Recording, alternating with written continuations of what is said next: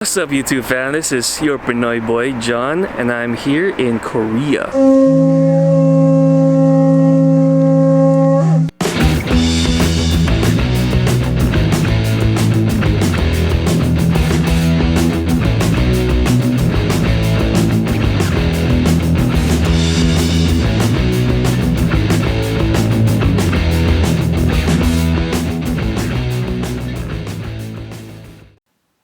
What's up guys? So this vlog starts out in Clark International Airport.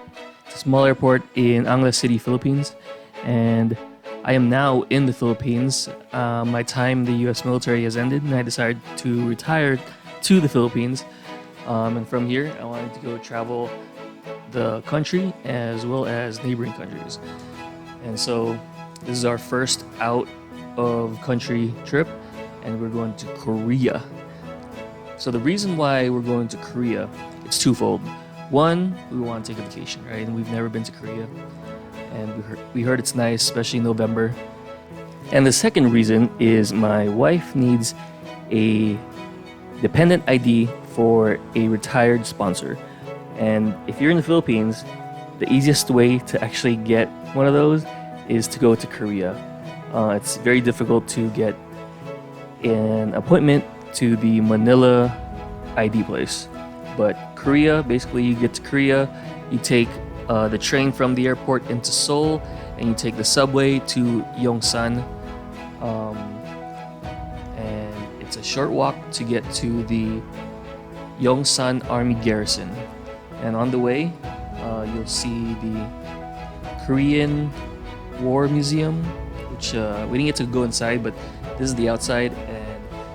He had huge statues. It had like this monolith thing in front.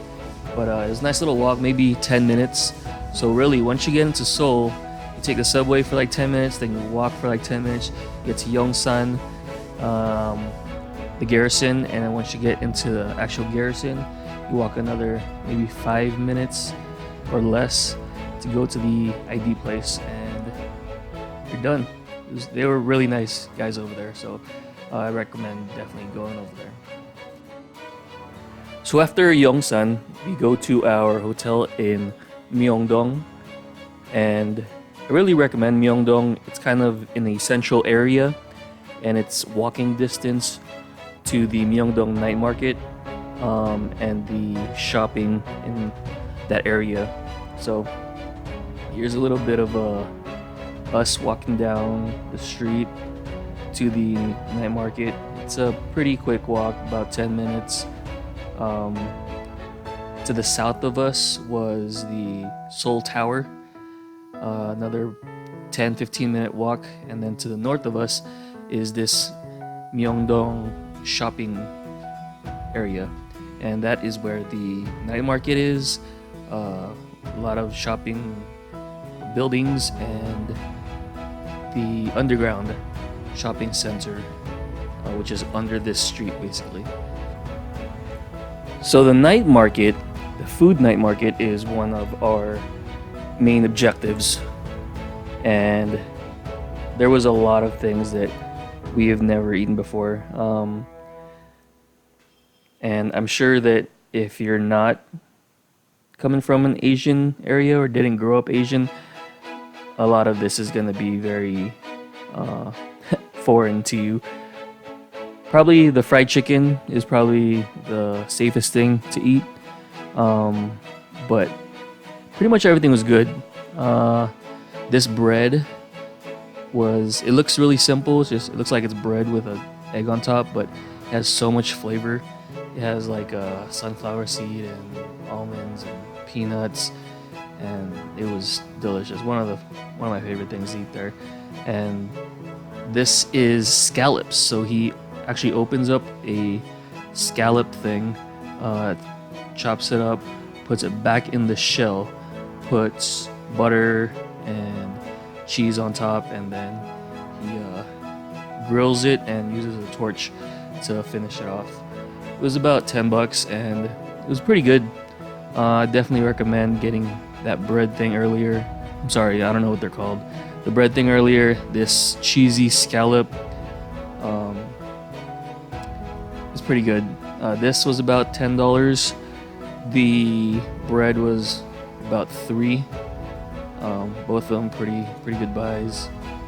After going to this night market, this food night market, it's pretty much your dinner. All this stuff is gonna get you full. This was really good. It's really simple. It was cheese and some kind of bread thing, and it has like a milky sauce. It's a sweet kind of meal or food, and it was really good. It was really simple. It was really good. If you notice in the background, there's a lot of Supreme stuff. So I'm pretty sure this is all bootleg, because there's just a bunch of it. It's just a bunch of Supreme stuff everywhere. And yeah, just walking around. It's about, I want to say, a kilometer long of just food and shopping in this area,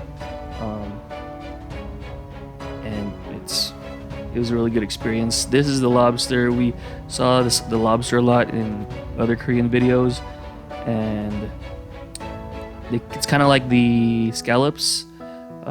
They just put butter and cheese and put it on a grill, finish it off with some blow torching and a heat lamp for whatever reason. It doesn't really stay there under the heat lamp. People are pretty much just buying it all the time. And this was pretty delicious, I can't lie. I mean, my favorite lobster kind of handheld meal was in Seattle, where it was like a lobster po' boy, and that was real good. This is still really good, but it was a little expensive. It was like $15.